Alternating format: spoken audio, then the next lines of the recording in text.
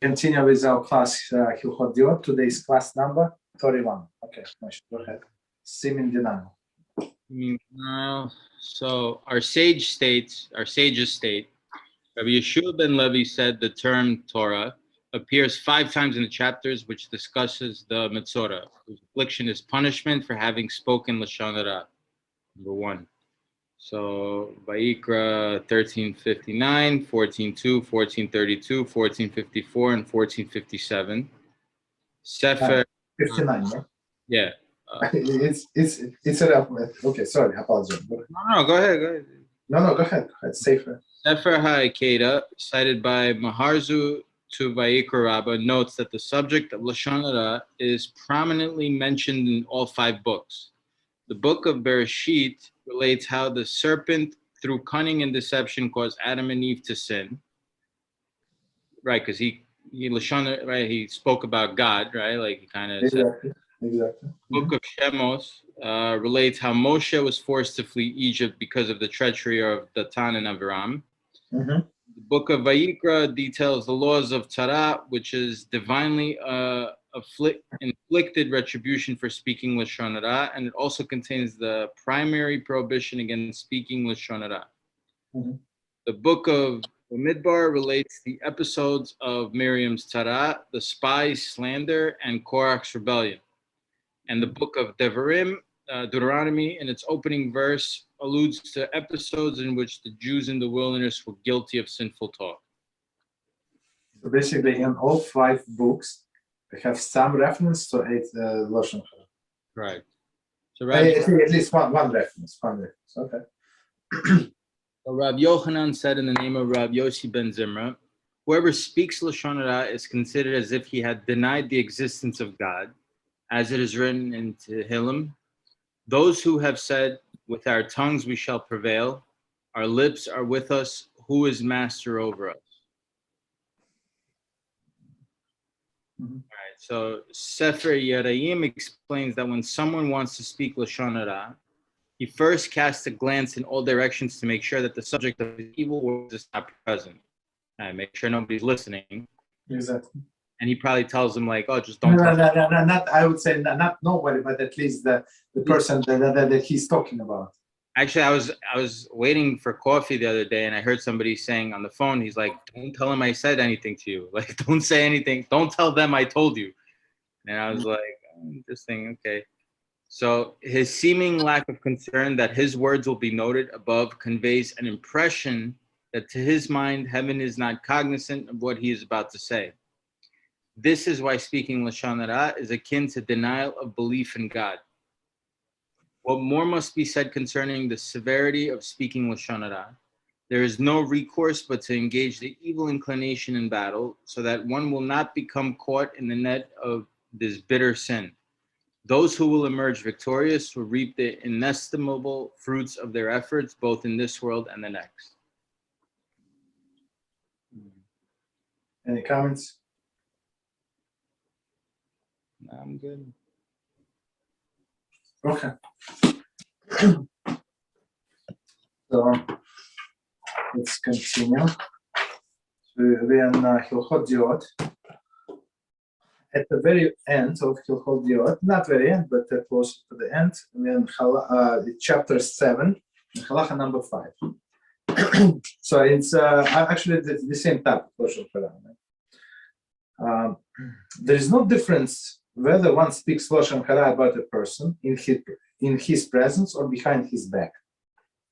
The statements of people who relate matters which, when passed from one person to another, will cause harm to a man's person or to his property, or will even merely annoy him or frighten him, are considered Lashon Hara. Of course, in a commentary, we're going to go into details. We're going to explain. Okay. If such statements were made in the presence of 3 people, one may assume that the matter has already become public knowledge. Thus, if one of the 3 relates the matter to the matter a second time, it is not considered Lashon Hara, provided that his intention was not to spread not considered Lashon, provided his intention was not to spread the matters further and publicize it. Okay. So let's see what it's all mean. Yeah, go ahead. Okay. So over here, does it mean that, for example, if his intention wasn't to spread it, meaning that he himself presumes that since 3 people know it, everybody else knows it? Is that what it means? Yes. Oh, okay. But so basically, when he says it, he has assumption that this information is going to get to the person of whom he is speaking about. You understand? Mm-hmm. So pretty much we're still not allowed to speak this Lashon Hara in a lot of cases, right? Of course not. Of course not. Just because the guy is brazen and he knows that he's not trying to keep it as a secret, right? So when an example that Moshe did that before the guy is afraid, so don't tell him, right? Don't tell him, don't say that I said. But in this case, he's speaking. I am telling you, and of course he's going to find out. Mm. So you're not allowed to say, let's say someone says to you, I don't like this person, right? And then he says, don't worry, I spoke to 3 people about it. What I'm telling you isn't Lashon Hara. It's not allowed? Of course not. It's not allowed. Okay, but let's go. It's all of good questions. So let's go step by step. And then we're going to get to that situation. Okay, so from the beginning with commentaries. There's no difference whether one speaks Lashon Hara about a person in his presence or behind his back. 33. Not Arachin 15b, which states, Rabbi declares, any statements made in the presence of a person involved are not Lashon Hara. Okay. Abai told him, surely it is both arrogance and Lashon Hara. So meaning I'm going to tell him in his face. So right in his face, very good, but it's arrogance and Lashon Hara. And plus he embarrassed somebody in public, right? Rabbi answered him, I follow the approach of Rabbi Yosef, who said, I never made a statement for which I would have to turn around and check whether a person whom I was talking was present. That's a great level. So let's try to live one day like that, right? So when we make statements and or maybe sometimes when we refer as a general example and people do not know who you're referring to and you withhold some information so they will not figure out, so it will be, and it's for constructive purpose, a different thing. But when with the names and even without name, but they easily can figure who you're talking about, that's for sure it's Lashon Hara. The Rambam appears to follow Abai's opinion. So one more time, Abai said, surely is both arrogance and Lashon Hara, even when in his face, right? So Rambam codifies its halacha. The case of Mishneh and others have a different opinion, the different version of the Talmudic passage, which causes them to question Rambam's definition of Lashon Hara here. However, based on statement Tosafos Arachin, same place, the Avodat HaMelech explained that both Rabbah and Abai agree that the derogatory remark is considered Lashon Hara, whether it was made in the presence of the person involved or not. So that's exactly as Rambam said. The difference of the opinion cited involve only matter, which is considered as Lashon Hara with extended context, within extended context. So let's see.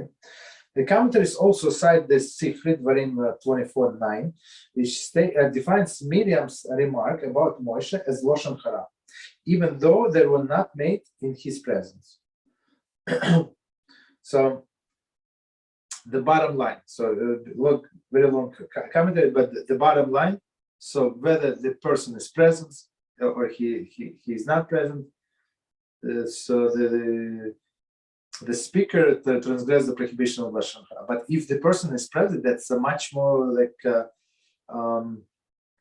it's much more severe. So as I started in my morning class, we going through this different book.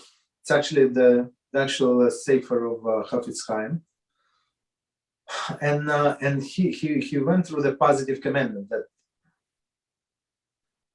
negative.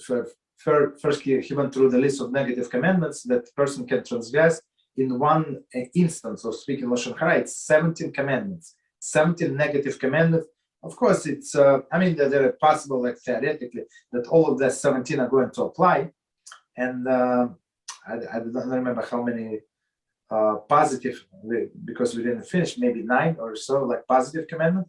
So which the person transgress with each statement of Lashon Hara, he can transgress so many commandments, basically. Rabbi, question. You said it's worse if the person you're speaking about a Lashon Hara about is present, correct? Correct, 100%. But we say that a robber isn't as bad as a thief, right? A robber steals in public, it's not as bad. Exactly. You're at 100%. Yeah, but those examples are not comparable. What you said, it's 100% right. But here, he basically insults. So of course I don't remember all of the negative commandments, but few I do remember. So he embarrassed somebody in public, right? And he and he's saying the hurtful words. It's at least 2 more, but I think that there are much more than that. You understand? When you say it in his presence, and we know when you use it's actually it's written here in Hilchot. No, it is written in HaShem. I'm planning to start. Next book is Hilchot Teshuva. Right, so in Hilchot Teshuva says clearly the one who embarrasses his fellow in public is loses place in the world to come. Unless it was for constructive purpose, when he was doing Hil HaShem, so he was talking in a show and he was warned, and second time, then you must embarrass him and kick him out. That's different halacha. But otherwise, go ahead. Yeah, so we say don't do to someone else what you wouldn't want done to yourself. Correct? Right? So I mean, this phrase it's been taken out of context so many times. So I don't want to agree until I listen to the end whatever you want to say. Go ahead. Okay, Bezras Hashem, we'll see how I take it out of context one more time. So anyways, let's say this person, right? Obviously, a person rather have something said to his face than behind his back. So I did what this person wanted. I didn't do to another person what what he what I want to be done to me. So I spoke this Lashon Hara in front of his face. If I spoke behind his back, I would have done to someone what I wouldn't have wanted to have done to myself. I see what you're saying. I had this question. I don't already remember the question, but I remember the answer that I gave to this person, right? So we're trying to work with these people to establish a shalom bayis, right, between husband and wife. So, and what I told him after I heard what his wife said. Right? So halacha is very straightforward. You have to love your wife as yourself, but respect her more than you respect yourself. So love part, everybody understand, as you said, don't do to her whatever you don't want to be done to yourself, but respect is different. So even though you're low, low self-esteem, nothing bothers you, does not make any difference. Her respect is much higher. You understand? So same with other people. So okay, it does not bother. So they call me fat, they call me stupid, they call me ugly, this and that. Does not bother me. So it does mean that I can call other people these names? Absolutely not. You understand? So absolutely not. So all right, so continue. Apologies. Did we answer the question? Sorry. All right. So the statements of people. So we'll see if that person get the message. I hope I invested so much time and energy. I hope that he's going to get the message. The statements of people who relate matters which, when passed from one person to another, will cause harm to the man's person or to his property, or will merely annoy him or frighten him, is considered lashon hara. So basically, now we're talking about damages. So Rambam say if whatever you say is going to cause him damage, man's person, whatever it means. I mean, maybe he's going to lose his parnasa. So now nobody wants to hire him. Nobody, he has a store, nobody wants to buy from him, right? Okay, or I don't know, like on eBay, on Amazon. So now they know who the seller is. So now nobody wants to buy from this guy. That's a problem, right? To his property. Okay, this one. Okay, or just annoying, right? So person get upset. That's one of the prohibition that I said is hurt somebody with the words, but annoying, it's not exactly hurting. I mean, but something similar, or frighten him, right? How is it frighten him? I don't know. It's many different situations. Okay, so all of this that person is going to suffer in some way, right? Because of the negative speech is lashon hara. So I think this definition is very straightforward, but let's see what commentary has to say. 34. The commentary cites Shabbos 33b, which states that Rabbi Shimon Bar Yochai made unfavorable remarks about the Roman authorities. Rabbi Yehuda ben Garim passed on the statements without meaning to cause Rabbi Shimon any harm to others. Right? The report spread and ultimately became known to Roman authorities, forcing Rabbi Shimon to hide for 13 years. So it's a famous story, but in a few words. So I think that they were sitting three of them, four of them together, and they had a conversation. And one of the rabbis said that these Romans, they're not so bad. Right? Look. I mean, they rule the country, but they build the roads, they build the bridges over the rivers, they build the marketplaces, they build the bathhouses. So it's they brought culture to Israel, culture. Right?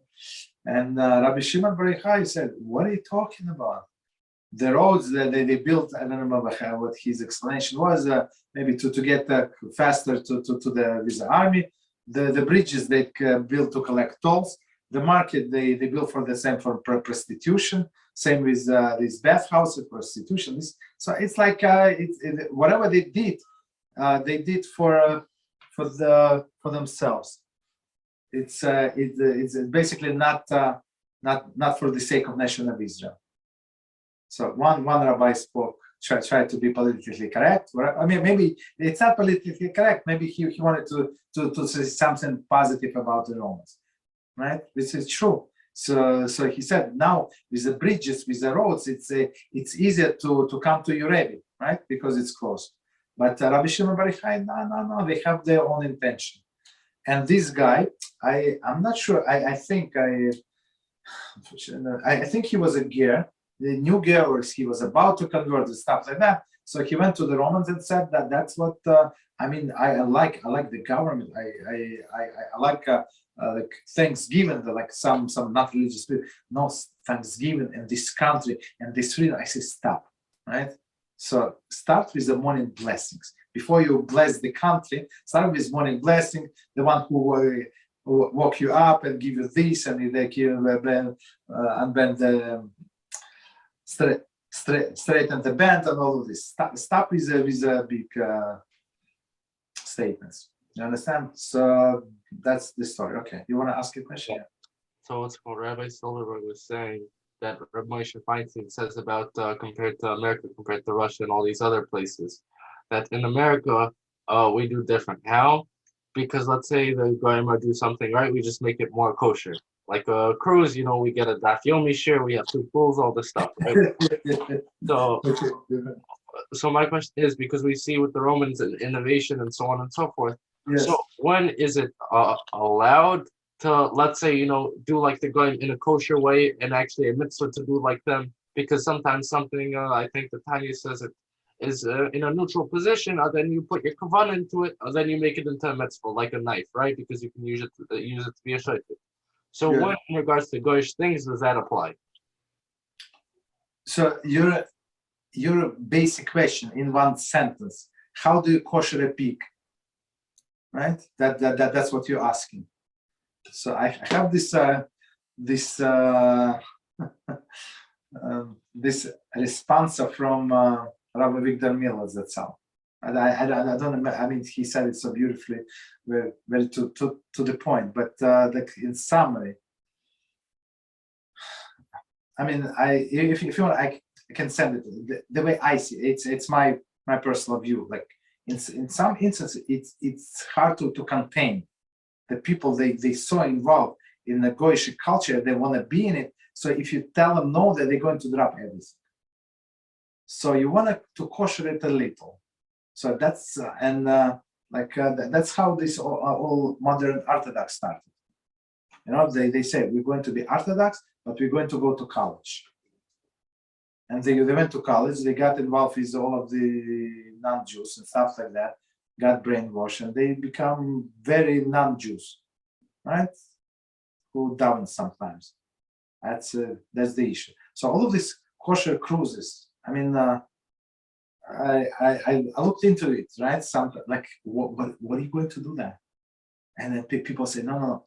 He said, you don't understand. You're going to learn Torah. I say, stay with me, learn Torah. Why do you need to go anywhere? Involved in all my classes, you're going to have Torah more than all of your course one day. You understand? Why are you going there? To overeat? It's a waste of money. It's a lot of time. I think like one day it's like $200-$300, maybe more. Why would I want to burn so much money? Maybe more. It depends on the cabin you have. You understand? Learn Torah? No. Seaside? I like watch Discovery Channel. I don't know, right? But of course people cannot be contained, so that's why they allow to make it a little kosher. So all that stuff is okay, b'diavad, pretty much. No, it's not the case. So okay. All right. I apologize. Maybe I didn't explain it right. So it says clearly that the Shabbos was given to Jewish people to learn Torah.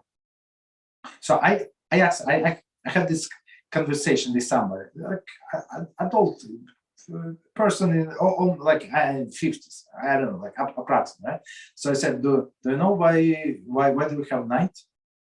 Person, no, I never thought about it. I said, like of course I didn't ask, but you're almost 50 years old. Like you never ask yourself, well, why do we have nights? Right? It's a good question. At least try to look up, like, why are we nights? Like think about like your personal opinion. Why do we have nights?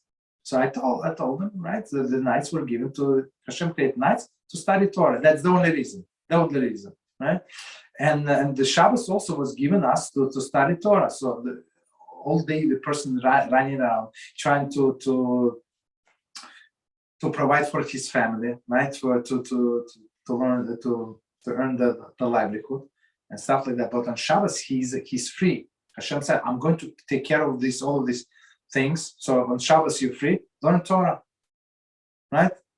That's the only thing. Go pray, go eat good food and good drink. Do all of these things. Wear nice clothes. But the main thing is to study Torah. So the question is it okay to read books? And then we go down, right? Okay, if you want to read like scientific books, so it's also part of the creation, so it's not as bad. So I mean, you understand? But history books is not that is so good. But okay, but if he does not want to read, is he allowed to go to play basketball? Is it Eruv? No Eruv. So basically, we go down. So it's better than for him to watch TV or play with his phone. You understand? So it's not big deal. It's like we make it step back. in order to contain him somehow, some association. Is it right? What can we do? You understand? but it's not proper. So I think if a person has a proper rabbi who can explain the Torah properly, the goal in life properly, like Rabbi Reuven explains, you understand? You don't want to play this basketball, right? Like I don't know who said, what I'm dog, right? See, the person said, what I'm dog beat run after the ball. I'm human being. I'm son of HaShem. You understand? I'm not going to run after the ball like a little doggy. You understand? So, but it's all because of the people don't have the right hashkafa. Okay, continue. Sorry for this interruption. Did we answer the question? Yes. Okay, continue. If such statements were made in the presence of three people, one may assume that the matter has already become public knowledge. Okay. So it's actually the situation that we're discussing. If such statements were made, 35. Generally, the phrase "such statements" is interpreted to refer to information about another person, which could be considered derogatory. Okay, such statements meaning derogatory. Chafetz Chaim 2:3. Okay. The Avodat HaMelech, however, understand this law as a continuation of previous concept, and thus the term is referring to information that is made in public could harm person involved. Could harm the person involved. So basically, I mean, one opinion is that it was. So we continue the same topic. So it's that the information is going to hurt the person, but still it's lashon hara. I mean, okay, so it's some derogatory information. One more time. If such statements were made in the presence of the three people, so some derogatory information, okay, one may assume that the matter has already become public knowledge. 36, count there. Rahim 16a. The case of Mishneh states that this only applies when the person making the statement does not tell the listener to keep the matter secret. So that's a different level now, right? So if he asked them to keep it secret, they reveal the secret. That's a different prohibition.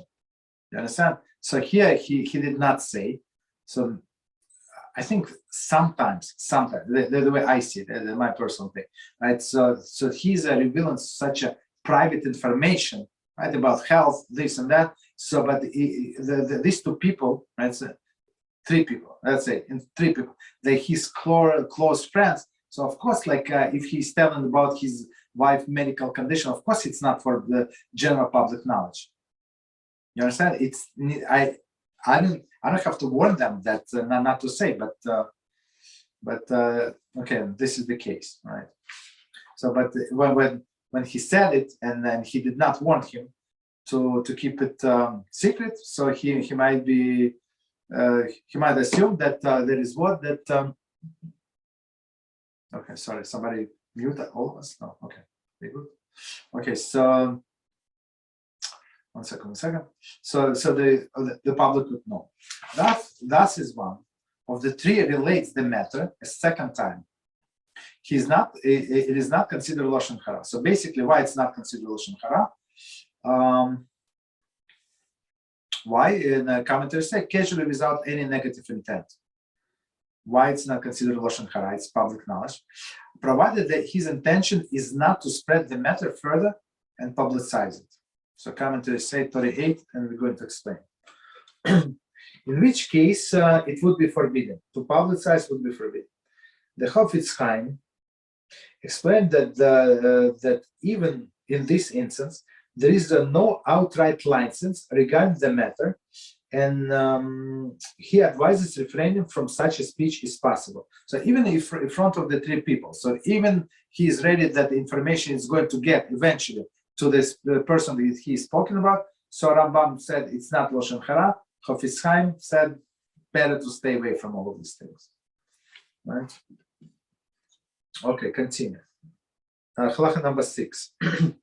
So it says, all of the above are people who speaks Lashon Hara, in whose neighborhood one is forbidden to dwell. How much more so it is forbidden to sit together with them and hear their conversations.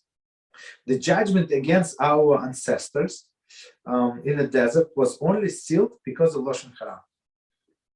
So I said it as you might notice, I said it many times to avoid this company. So if you're not ready to be a big hero and stop everybody from speaking Lashon Hara, don't join the company. Don't even sit down. Continue walking. Right, like you have B'ezrat Hashem when you get to the laws of muktzah. So in some cases you can in the muktzah. Don't stop. Don't continue walking, because the action of the muktzah consists of three separate acts. You pick it up, right? You go through one domain to another, and you drop in that domain, right? So, but if you continue walking, you never did the put down part. You understand? So here's the thing. So you have all of these people. Continue walking. Go ahead. Somebody question? Yeah, I was wondering what's worse, to listen to Lashon Hara or to go hear a woman sing. Which one's worse?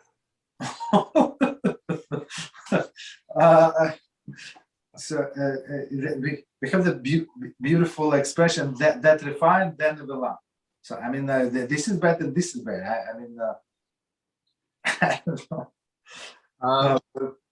Ask a question real quick. I don't know if you want. Are you going to answer No, that? no. Okay. I think I answered it. Yeah.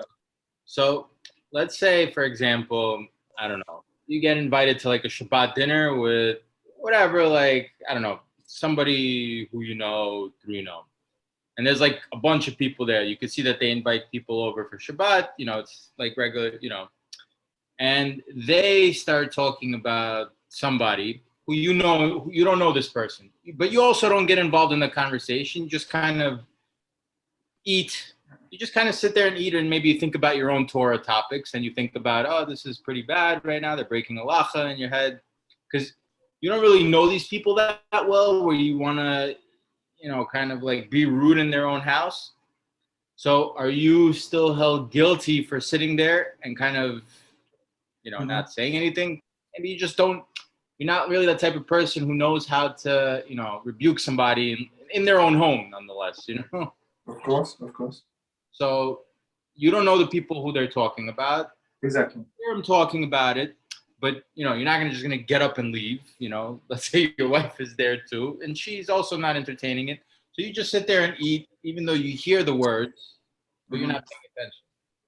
Am I guilty at that point? 100%. I'm guilty. 100%, yes. So let me explain from the beginning. So first, so before you go anywhere, so you have to check if it's going to be kosher food. Okay, if the food is kosher, basically. Right? Religious from birth. 1 second. Okay. So I pause it. I give you general answer. Okay. The general answer. So you ask yourself, is food that's going to be kosher? Then you ask yourself, did they get even the food that they say, no, oh, I know you're a religious person. We're going to buy, we're going to order like takeout. Okay, no problem, order takeout. Did they dip the dishes in the mikveh? Maybe not. Okay, who else is going to be there? So because, as we said many times in our book of Lashon Hara, it's one of the things, one of the 4 things for which person is losing place in Olam Haba. For what? For they want to speak their mind. Why should I lose my Olam Haba? Like somebody is going to kill me, and I'm going to sit cordially and continue it. No, I'm going to stand up, jump and run. You understand? They invite me to this poisonous place, and they expect me to act nicely. No, why would I? You understand? So it's not about politeness. So with you listening, and maybe they're going to tell some funny story about this guy or about this lady and how he's so funny. So, and if you smile once you smile, so it encourages the person to continue. You understand? So you, with your smiling, or you being quiet, or paying attention in the half ear, so you put a stumbling block in front of the blind. He's going to continue to entertain. You understand? It's also your fault, not directly your fault, but you've been sitting in a assembly of the scoffers, right? It says in the first line, it's in the TIKKUN, I don't remember anything, but this I remember. In TIKKUN number 1, in the verse number 1, David HaMelech, he started the whole TIKKUN. Happy is the person who never sat in the assembly of the scoffers. You understand? So if it's in 1:1, even I can remember it's 1:1, so everybody must remember. So he warned us, don't sit there, it's dangerous for your soul. You know, so why you want to sit and plus your wife is there? You understand? So, and even if you don't know these people, no problem. Next time they're going to invite you to that show. So, oh, this is the Felix. Oh, this is I remember what they said about the Felix. This funny guy who's I don't know, with this cross eye. Now I remember. Oh, I know about him and his wife. I know. Go ahead, Moshe. Sorry. Well, I haven't been back since because been back since, so I don't even want to. So okay. I mean, that's okay, all right. so Thank you for the. Yes. It's one of the two. As a Rambam, he speaks very clearly. That's whatever we learned here. As we said many times before, I want to repeat one more time about Mishneh Torah. Rambam said, halacha. That's it. He's not telling us stories, not to entertain us, not for our good behavior and stuff. It's nice. It's not a nice thing to do. It's bottom line halacha. So basically, as Rambam said before, and we learned it last time, you want to rebuke them, and you feel that it's in your power to rebuke. That's what you must do. If you cannot rebuke, for example, many times I see all of they have no idea what I'm talking about. You understand? Maybe if I separate them one-on-one, invite them to my house on one person, another person. So yeah, I can talk to them. But as a group of people, even 2 people, it's disaster. You're not going to. I mean, they're not going to listen to it. So just stand up and leave. So we had this question yesterday, no? and I said, from my experience, I just stood up. I say, sorry, I have to go. Thank you very much. Say, well, what happened? I have to go. That's it. So then this guy who invited us, he called. I explained him. Okay, you want to go to, you can go, but you can join our class, and I'm going to tell you these friends are not good for you. You understand? Because they speak freely, just because they're not religious. You understand? So you're not allowed in your house to this kind of conversation. You bring disaster to your house. Why would I want to do that? Understand? Any other question, comments? Ravle, we should stop these people say don't just talk Lashon Hara, or sometimes Shabbat I have my friends in my house and I see they speak Lashon Hara. What I should do, just maybe stop them, and I don't know. Okay, I give you. Okay, so here's the thing that somebody advised me many years ago. Okay, and it's so simple. And it's I'm sorry, and Russian people likes it. Russian people, they start. Okay. Don't never stop. You understand? Don't say that. Russian people. No, that's my friend. Yeah. I understand. It's also Lashon Hara, but still. It's one of the B'ezrat Hashem. So next we're planning to learn Hilchot Teshuva. So just not to embarrass anyone. Yeah. So try not to generalize, because when we speak about group of the people, so go and ask forgiveness from each of that group. Never say, okay, so I'm going to give you a solution, right? We don't just speak bad. We give you a solution. So solution is somebody advised me.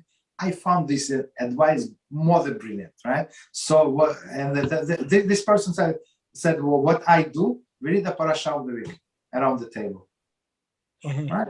with commentary. So, and everybody around the table, doesn't matter how empty this person is or unlearned, he can relate to the parasha and then give some like his 5 cents. You understand? So it's very, very very, very recommended. Got it. So, and it depends on the time, like how much time you have. So the parasha can be, I don't know. It depends how much coming. You can read 2 hours, 3 hours, and get everybody involved. So when people are bored, so they start creating groups. So my goal always, I give you the secret. I always break the groups. No, I don't like groups like three conversations around the table. I don't like that. So we sitting together. Should be one conversation. You want to lead. You want to tell us the Dvar Torah. Tell us Dvar Torah. You understand? But don't contaminate my table with if you don't know anything. So listen to me. If I don't have anything to say, I have a bookcase. I'm going to open the book on the level of these people, and some books are made like a very entertaining. It's a Musar and Kabbalah and stories, and so you read that book and the stories of Rabbi Zilber. That's right. So read that and get everybody in discussion. Otherwise, people speak what they know, negativity. I got you. I got it. Thank you, Rabbi. You're welcome. Rabbi. Yeah, okay. So let's say that's not a possibility to tell them Parsha, right? They're such a Shayim, you didn't know it before, but they're such a Shayim, you can't speak to them about the Parsha. So are you allowed, because they're speaking Lashon Hara, they're doing a big Avera, are you allowed to make up a story about some fake person and start speaking Lashon Hara about this fake person? Because they just want to hear some Lashon Hara. At least, you're not saying anything bad against a real person. Is this allowed or no? And you see, in we have this separate prohibition as a maris ayin. Maris ayin means the way the eye see, right? So meaning what? Maybe you're not doing avera anywhere, but in their mind, it's like you're like them. They do not know that it's a fictional person. So as I say, so people make up like there was like few times in my life. I almost fainted, like my brain was about to blow up, right? So we were witnesses, same story, right? It's the same incident, right? And I was there, and that person was there, and 10 minutes later, this person tells what happened. I was like, whoa, that's not what happened. That's not what you said to that person. That's not even close. You understand? And they would take your words and they twist it around. If they have a base. So I was talking to someone today, and then I told this person, I have you must know that in all of the lies, it has to be foundation is truth, or some part. If there is no truth in this life, it's not going to stand. You understand? So it must be. So they're going to take your story, twist it around. Disaster. Don't I want to say clear. Don't sit down in next to this Rishonim. Period. Continue walking. Care about your soul. HaShem is not going to ask what happened to their soul from you, right? He's going to say, why you contaminated this? I gave you your soul to keep pure. You understand? You're not, I mean, of course, we're responsible for each other, but I'm not responsible to put my soul, my eternity in danger in order to save them. Same with the spiritual life, same as physical life, right? So if for example, somebody is in a dangerous situation, right? And I might lose my finger, so I'm not obligated to save that person. If for sure I'm going to lose my pinky, I'm not obligated to say. But if it's possibility that I might lose my pinky, I'm allowed and obligated to save it. You understand? So needless to say about spiritual life. Go ahead. But by save him, we mean his life, or save him from what? From life threatening danger. We're on the battlefield, right? There is he's wounded. And they might, and I might lose my pinky. I'm not obligated. Mm-hmm. That's the halacha. So if a person, so the deeper question, the person who can go beyond the halacha and risk his life, but it's a different story. It's not for this class. So, but I think, go ahead. Yeah. So let's say you're at work, right? Would it be a chumrah to not sit next to people who have a chance of speaking lashon hara, and eat somewhere else 2-3 hours later, or no? Or is that not a chumrah? No, it's not chumrah. That's what I used to do. So and our genius, one of the genius president, we had all cubicles, right? Like this tall cubicle. They cut one thing became one more. They cut all of this walls, right? They say break down the style. So now everybody like in everybody's face. So you understand. So when everybody like anybody talking, I can hear. There is no walls. So what I would do, I would put my earphones, like listen to the lecture and eat my lunch. That's it. And understand? I give you the story. So I had this neighbor, this lady, right? This Italian lady behind me, and it was her girlfriend would come from time to time to the office, this Russian lady, and they start talking and talking and talking. And I thought, HaShem, why me? Why me? I'm trying to avoid all Russian. Why me? And I put the earphones and I said, now I understand. So otherwise I would not listen. I would do whatever, but now I'm forced to listen. So understand? There are always with these earphones, with the technology, there's always a solution to the problem. You understand? So I don't know anybody saw me on the street, not on Shabbos, walking without earphones. I don't think so. I always unless I don't know, so whatever happened, I always wear them. So I'm not interested to hear. And plus, why would I waste time if I can learn Torah for free? You understand? That's, I think, should be approached to avoid these wicked people. So we should not be feel bad to embarrass them. Especially, I mean, if you feel bad, so make up something. So I don't feel well, right? You can always say I don't feel well, meaning in different language, like I feel disgusted. I don't feel well, so I need to go home. I say thank you very much. It was nice dinner. See you never, unless you do Teshuva. You understand? Okay, continue. Should I continue? Okay, so unless any other questions, if we did not clarify, so please ask. So I don't want to leave it like that. You good, Moshe? You good? Okay, no problem. So number 6, all of the above people who speak Lashon Hara, in whose neighborhood one is forbidden to dwell. In whose neighborhood one is forbidden, in neighborhood, not to sit around the table. Neighborhood, you're not allowed to. Arachim 15b quotes, God is saying, I cannot dwell in the world together with the people who speak Lashon Hara.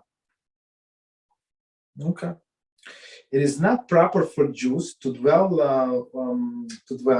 where God's presence cannot be found. One more time. It is not proper for Jews to dwell where God's presence cannot. So, meaning HaShem is running from this place. There is no Shekhinah. Why would you go to this place? That means that you're not known person. So we all have to strive for holiness. And this guy goes to this unholy place. Right? Continue. See also Medrash Tanhuma, Korach, section 4, which notes that many members of the tribe of Reuven were drawn into Korach's mutiny because they were his neighbors. That's it. So that's the famous one. So all of these rabbis from Korach's rebellion were from Reuven's family. Why? They were neighbors. So it's very like if neighbors do not always sit at the same table. So needless to say, all of these people. Okay, so continue. Verse 39. How much more so it is forbidden to sit together with them and hear their conversation. 40. As mentioned in our commentary, Halacha 3, it is forbidden to listen to Lashon Hara. Here Rambam appears to be adding that one is forbidden even to sit where one can hear the speaking Lashon Hara, lest one listen. I mean, I think that's exactly how we explain it. In his last testament to his son, Hyrcanus, Rabbi Eliezer warned him, "My son, do not sit among the company of the people who speak unfavorably of their fellow men. These words are sent to the heaven and are written in a book, and all those assembled are recorded in as an evil company and slanderers." Turkey, the Rabbi Eliezer. So also have its hand 5 to 6. Okay, so I give you the story of one of my students told me, right? So so he was in a car. He's in his teenage years. I don't know. He told me, but maybe he was 17, 18 years old, whatever he was. And the police stopped the car, and they found some drugs on one guy. So they arrested everybody. And this guy, poor guy, he spent 3 times in jail. You understand? And then it went to his record, and then he had to clean the record. And his parents spent thousands and thousands of dollars just to prove that he was just in a car. But for a judge, for police, it does not matter. Nothing was found on him. He was in a car with a person who had these drugs. You understand? So it's example from real life. So to clean up his as he thought, pure record, it took him a lot of time, and he could not get a job, could not get clearance and stuff like that. So it was like disaster. So they all in all the companies they ask you if you have a police record, and he did, right, for nothing. So it's same here. You associate with these people, it's like you have a record in Shemaim, bad record. Rabbi, just to be clear, when someone's speaking Lashon Hara, you're allowed to embarrass him for him to stop speaking, right? If he didn't listen to you. No. What's I'm saying? You do not embarrass anybody. So you try. So I always say that Baruch Hashem, people cannot hold the conversation. The mind of the people, especially Jews who do not eat kosher, that's 100%. So the mind is jumping. People who play games, who watch videos, they cannot concentrate on details. So they just switch topic. Just ask how's your dog? He said, I don't have a dog. You don't have a dog? I thought you have a dog. Somehow I thought, so now we're talking about dogs, or what are we talking about? You understand? That's the best. They try to switch. How's your job? How's this? How that? So I mean, on some different topic. But that's the first step. Okay, go ahead. Didn't we say yesterday though, if someone's making fun of someone, talking about someone speaking Lashon Hara, you're allowed to show your discontent, and if that doesn't work, you're allowed to tell him off if it happens publicly, right? Yes. Yeah. I mean, okay. So yeah, first try as always. We try to resolve all of these issues like as peacefully as possible. So many times you're going to tell Lashon Hara, and then he's going to tell you back, you're also speaking Lashon Hara about me. You understand? This empty people. So you have to, if you have other ways to finish it, right? To switch the topic, that's what you must do. But if he's talking about openly continue, and you have to rebuke him, of course, in front of the other people, right? Many times it's not going to turn out so good. Just so you know, right? I was in my previous class, so we were talking, and I said the biggest issue in our generation is ego. People cannot admit. And one of my students, the person break down. It was tough and this argument. Whatever I said, why are you arguing? You do not know. I learned all of these books. Why are you arguing with me? It's because of your ego. And Baruch Hashem, 5 days ago, the person break down. Now he start listening. You understand? But many people, they're not going to listen. It's not because it's true. It's because you say. What's wrong with me? No, because from you, I don't want to hear. I heard it so many times. It has nothing to do with me, with him. It's about personal ego. You understand? So, but always, when we try to rebuke somebody, it's all from my experience. If you want to be heard, say that I'm your friend. I only want the best for you, and I think that you're making a mistake. I think, and I can. It's not my thought. I'm zero, but I can show you in our books, in our Holy Torah, that whatever you do is not right. That's not what we do. You understand? and he's a punishment. So he Hilchot Teshuva, this and that, and then last person. So we were talking about mikveh, right? His wife refused to go to mikveh. I told him, you cannot be with her, you cannot live with her. No, she's a good person, and he's laughing and stuff. I say, I care about you. I mean, let me talk to you. Let my wife talk. Like let somebody give you a video. He said, absolutely not. You understand? So let her not to go to mikveh. Can you do? Stubborn people, their egos. So she's not going to go. She's not going to talk to anybody, right? She can talk to her girlfriends 2 hours on the phone about nonsense, but about her eternity, she's not going to talk. Why? She thinks she's above it. It's all ego. You understand? It's a big problem. Okay, you know what? I don't think it's time to start new halacha. So let's open for questions. But we want any questions, please. Stop. Did we finish? Oh, you know what? I apologize. Let's finish. We didn't finish 6. Apologies. So let's quickly finish 6 and then we go to questions. Okay. So it says, sorry, all of the above people who speak Lashon Hara, in whose neighborhood one is forbidden to dwell. Okay. Okay, so we commented on that. So in neighborhood, you're not allowed to dwell. How much so it is forbidden to sit together with them and hear their conversation. Okay, we also commented on that. The judgment against our ancestors compelled them to wander for 40 years, right, in the desert was only still because of Lashon Hara.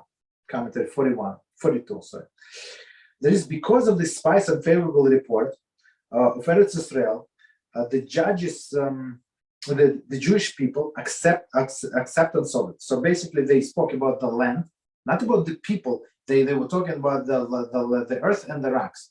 What were they talking about, right? About the earth and the rock negatively, and that's what we got. 40 years of suffering, not suffering, but okay, you got the point. Arachim 15a states that since the punishment was decreed for speaking Lashon Hara about mere trees and stones, one must imagine how severe the punishment is for speaking Lashon Hara about another person, right? If they got such a severe punishment for talking about trees and stones, so needless to say about the person.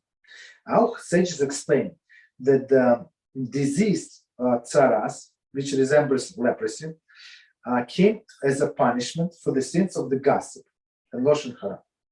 Therefore, at the conclusion, Hilchas Tumat Tzarat, 1610, the Rambam also elaborates on the evil of these sins and the possibility and repercussions of such behavior. So basically, this is exception, of course. This tzaras, it comes only to a person when he speaks Lashon Hara. So basically, there is no suffering without sin. But this sin is like purely spiritual. So it's like they don't use medicine to cure. They just confine a person somewhere outside of the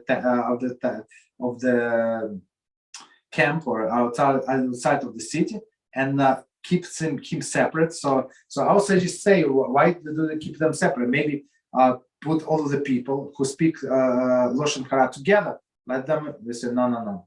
He wants to be popular. He wants to be famous. He wants to be nice. He wants to talk all of these people, right? So now you still confined by yourself, and guess what? And you have time to think about all of this behavior.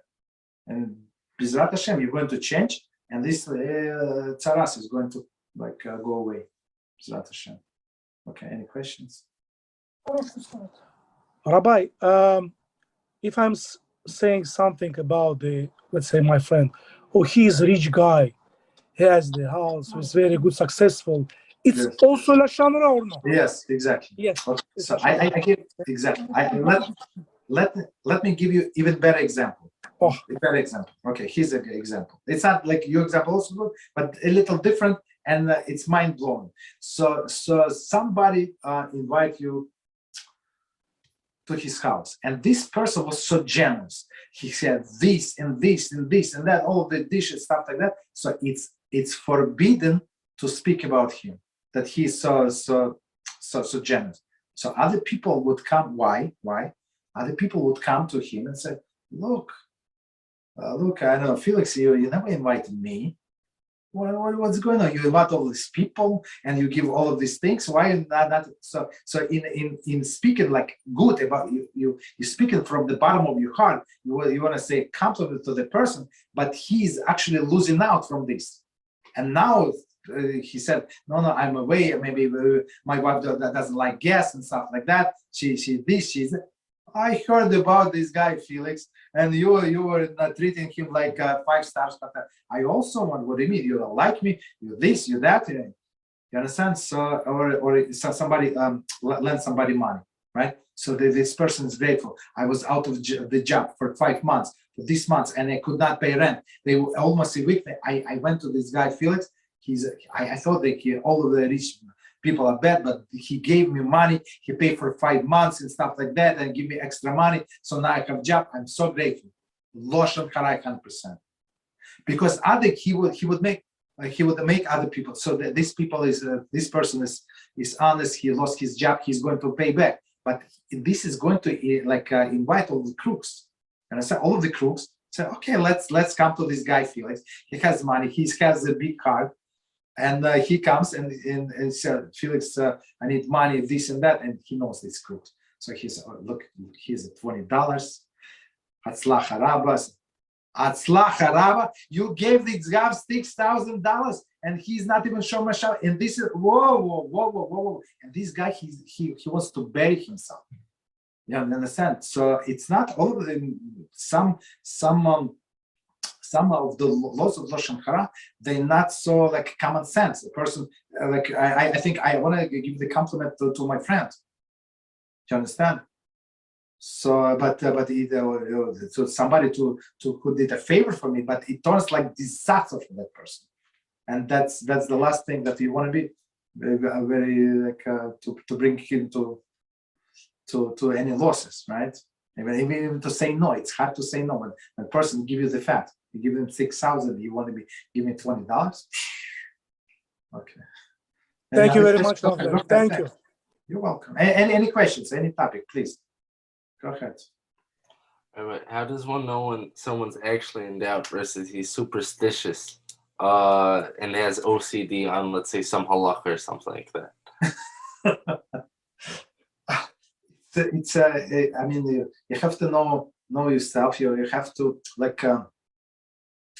I think you just have to learn halacha from the beginning with all of the details, right? So I'm me personally. I don't in our classes, as we know, we go only by summary, but in order to answer your questions, I go into details of every halacha by myself or with somebody else, right? So I don't want to overburden because sometimes it's too much.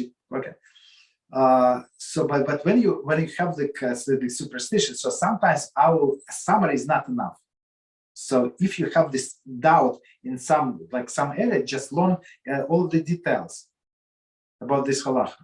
You understand? Like that's would be the answer. Did I answer the question? Yeah, understood. So it's the only thing is it's to learn, and plus you always pray to HaShem to give you the right answer, right? And for siyata d'shmaya, basically, to find the right answer. Okay, so a quick answer. So somebody asked me today, and I was not 100% sure again. So I mean, so I look it up. So I mean, before answering. So here's the thing. So the question is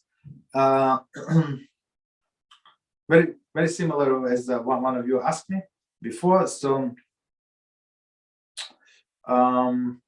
so are you allowed to benefit for a melacha that was done by a not religious Jew on Shabbos? Right? That's the question. Right? So he's not observant. From time to time he does melacha. So basically, for the bottom line, for that person, it's forbidden forever. For a Jew, the melacha on Shabbos is forbidden forever. For others, even including that person that for whom the melacha was done, it's not forbidden. You just have to wait until time after Shabbos that it takes to do the melacha from the beginning to the end. So the case was, for example, it's a simple case. As somebody asked me, let's say somebody cooked for somebody else, right? Like stew or whatever they cooked. This his wife, whatever she cooked. So she's not allowed to eat ever. This stew, not ever, right? But others, including her husband, they're allowed to eat this stew like I don't know how long does it take, like 2 hours, 3 hours. So after 3 hours after Shabbos, he's allowed to eat. But not okay if it's on a day like regular basis. If it's on a regular basis, so it's different halacha apply. Yeah, go ahead. Yes, so I'll explain how this question applies. But firstly, let's say there's a person, he makes $1 million a day, okay, something like that, and he makes $1 million on Shabbos and wants to give it to you, okay. But you obviously don't make $1 million. You know, you make $15 an hour or whatever. So if he makes these $1 million on Shabbos, right? Do I have to wait 1 day, or do I have to wait the 60 years, 70 years it takes me to make the $1 million because I'm working $15 an hour? I apologize. I didn't get the connection. What's the connection with you with that person? He decided to give me $1 million. Decided worked on Shabbos for that money, gave me $1 million. This applies why? Because step back, slow down. So first of all, we didn't know that he made this money on Shabbos. So first of all, just so we know, this money is only so maybe this money are mixed. The money that he made on Shabbos are mixed with money that are not made on Shabbos. Agree? Agree. Okay, I'm saying 100% this money is from Shabbos. Okay. Oh, okay. So yeah. Okay. Exactly. Now, so this would not be allowed. Yes. Ever. I mean, how they clear? Ever? Why ever? After 30 years, 50 years? No, why not? That's a good question. Okay, that's a good question. I'll explain how it applies, because let's say someone has a car, right, and he got groceries on Shabbos. Okay, so I don't know, 1 hour, 1.5 hours, he went to the supermarket, came back. But for me, I don't have a car. I would have to take the train and this and that, so on and so forth. So maybe for me, I'd have to wait 3 hours, you understand? So which person does it apply to? Me, if I actually had to do it, or if he actually had to do it? That's basically I think it's a good question. It's guess. I never saw it. It's written anywhere. So I mean, of course it does, but I didn't see it. So my personal guess, it would be according to you. Yeah. Because you gain all of this time. You understand? Because we're trying to offset your gain. That's my question. Are you finished? Yeah. No, go ahead. Sorry, go ahead. This never happened, the situation. I just thought of it right now. Okay. Let's say your parent, who's not religious, decides to buy a lottery ticket on Shabbat. And he finds out it's a winner. But he cashes it during the week.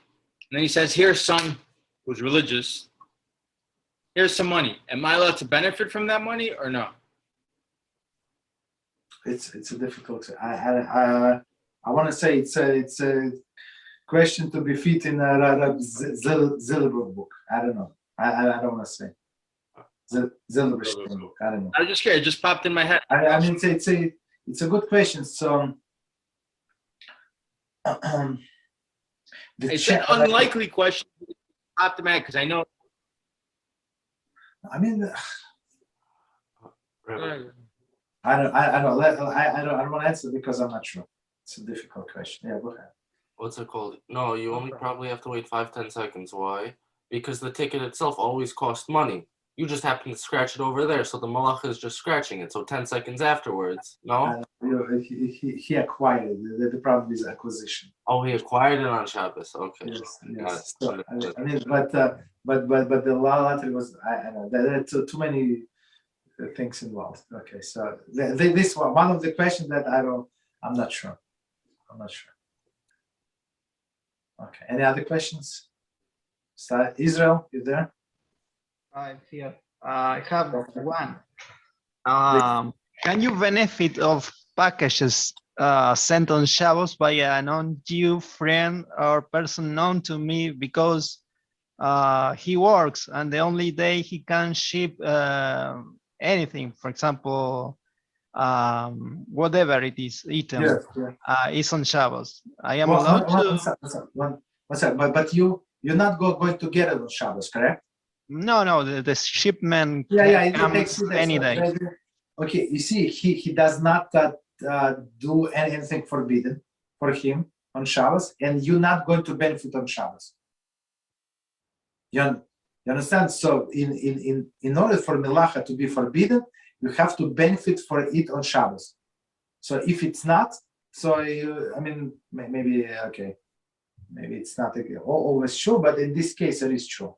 So he can deliver on Shabbos without any issue. Well, one He's second. non-Jew. You changing the question. So you said he's non-Jew. No, but he's going to deliver or ship like via the post office, like a package, the box. No, he's going to deliver a box or whatever on Shabbos. On Shabbos, okay. So here's the thing. Okay, see, if you did not tell him when to deliver, so he said, "Look, I got your books. Yeah. Can I bring it to you?" You say, "Yeah, you can bring it anytime." In this case, you understand? So okay, so he said, "Can I deliver on Shabbos?" Let's say. So he said, "You're going to answer, no, I cannot accept them on Shabbos." So if you leave it like, I don't know, if you say to leave it outside, then after Shabbos you can pick it up, so there is no problem.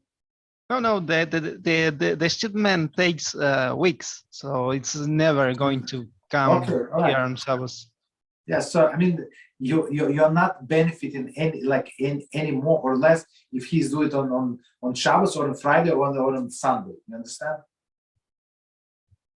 Okay. Another question if there's no direct benefit for you, so there is no connection. Go ahead. Another question. Yes, and can a non-Jew friend visit me on Shabbos if he is coming in a motor vehicle? If a non-Jew can visit you on Shabbos? Yeah, of course. They don't do anything forbidden for them. They're not doing it for you. I heard some sure that maybe the Kabul Arab is talking about Jews that are non-observant and they are going to visit someone observant and they are coming to his house by car. Exactly. That's the issue. So you're not allowed to invite somebody who is coming to you on Shabbos in a car, of course. But that's a different story. So I mean, somebody apologies. You're not allowed to invite another Jew. So basically, you put a stumbling block in front of the blind. You invite. You say it's going to be good food, good company, and guess what? He lives too far from you, right? So he's going to drive for sure. I know a few people like they live 5 blocks from me, 7 blocks from me. They always drive. I don't know how is it possible. I would go crazy just to find parking, right? They always drive. So I know these people not to invite on Shabbos or holidays. They're going to drive for sure.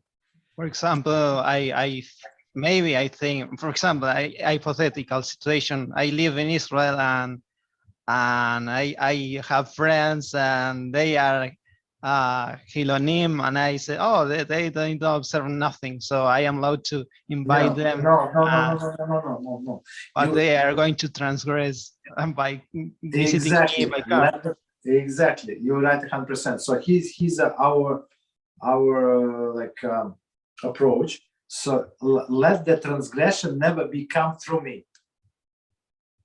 They want to do what they want to do. They're going to do without me. But let not me be the one through whom the transgression come to the world, because that person is going to be responsible. He's going to be like father of this transgression.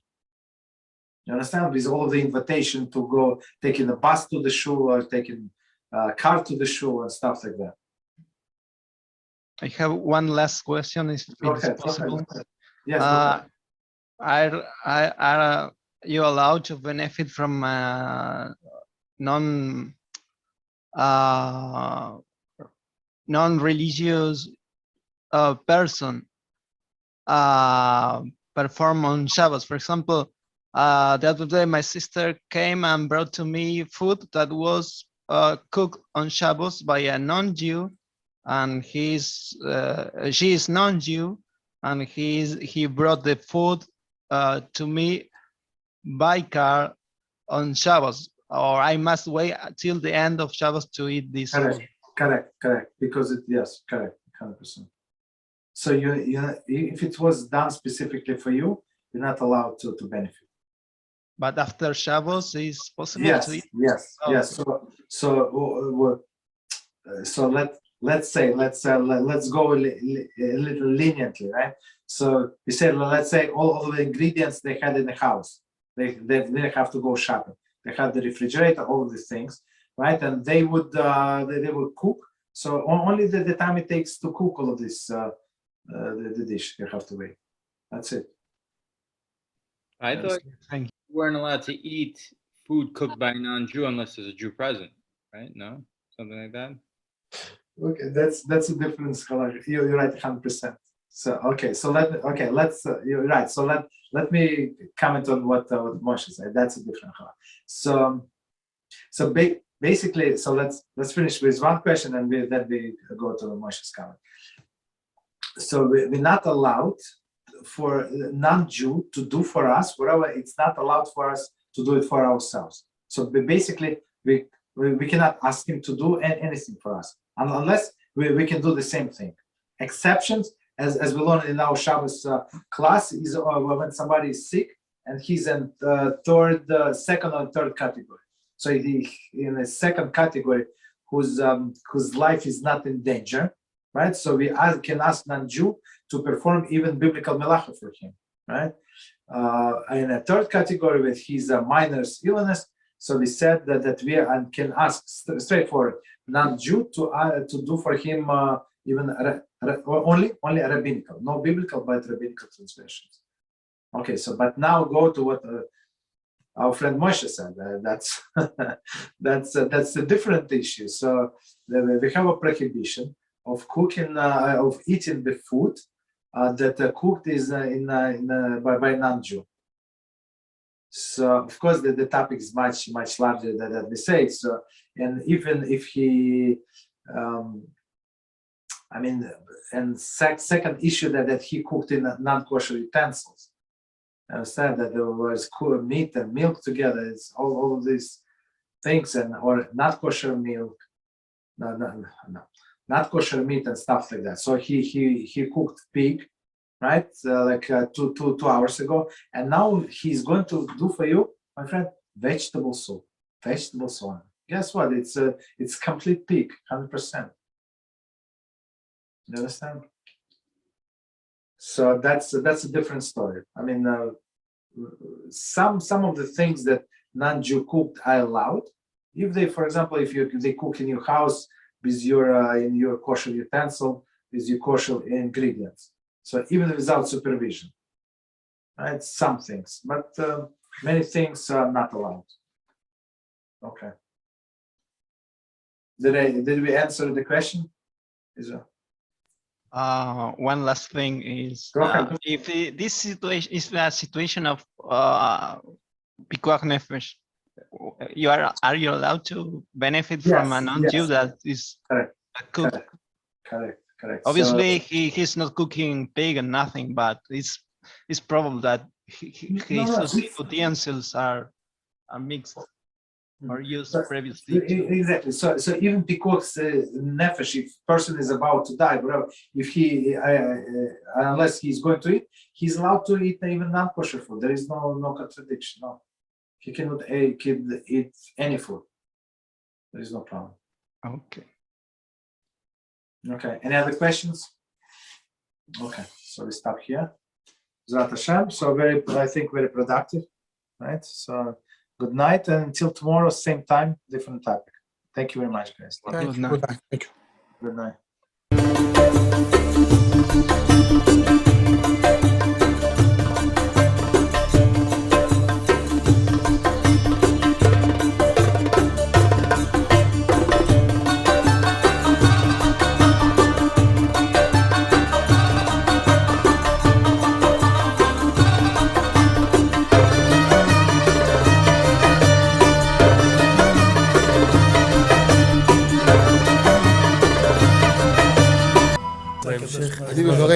אני מברך את הרבנים, רגע. אני מברך את הרבנים, הרב ירון ראובן, הרב אפרים כחלון, ראשי ארגון בעזרת השם, שהלכו בפי עליון, שעלו מעלה, יהיה להם ברכה והצלחה, הקדוש ברוך הוא ימלא בישועות ליבם לטובה ולברכה, שבכל מה שיפנו ישכילו ויצליחו, יזכו לעשות כאלה וכאלה, הודיעו תורה לאדירה, אמן ואמן. בעזרת השם רשת בכל הארץ. הוא היהודי הזה, הוא היה מיליונר, סגר את כל הביזנס, אמר אני משקיע פה בעולמה של תורה. איפה הוא גר? בפלורידה. איפה זה פלורידה? באמריקה. במיימי. כן, ליד. אנחנו שם עכשיו הולכים להקים קהילה ספרדית גדולה. תעבירו מה שבירכתי אותו. כן, קהילה ספרדית גדולה. כן.